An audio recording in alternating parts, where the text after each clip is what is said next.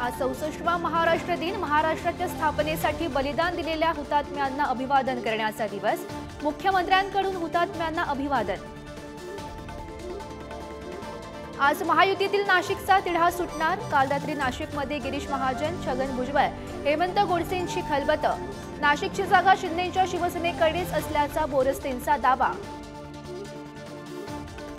कोल्हापूरमध्ये महाविकास आघाडीची निर्धार सभा. शाहू महाराजांच्या प्रचारासाठी शरद पवार, उद्धव ठाकरेंची जाहीर सभा.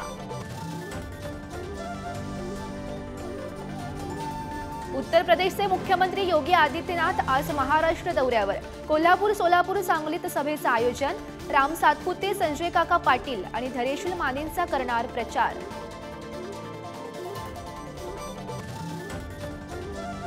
श्रीकांत शिंदेंच्या प्रचारासाठी आज मनसेचा डोंबिवलीत मेळावा. राजू पाटील, बाळा नांदगावकर आणि अविनाश पाटील राहणार उपस्थित.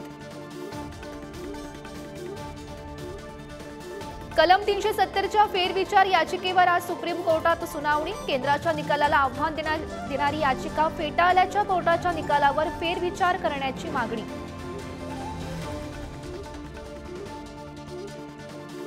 भारताच्या राष्ट्रपती द्रौपदी मुर्मू आज पहिल्यांदाच अयोध्या दौऱ्यावर. रामलल्लाचं दर्शन घेणार. हनुमानगढी मंदिरात दर्शन आणि आरतीही करणार. राज्यातील वाढत्या तापमानाचा नागरिकांच्या आरोग्यावर परिणाम. गॅस्ट्रो आणि टायफॉइडच्या आजारांच्या रुग्णांमध्ये वाढ. नागरिकांना काळजी घेण्याचं आवाहन.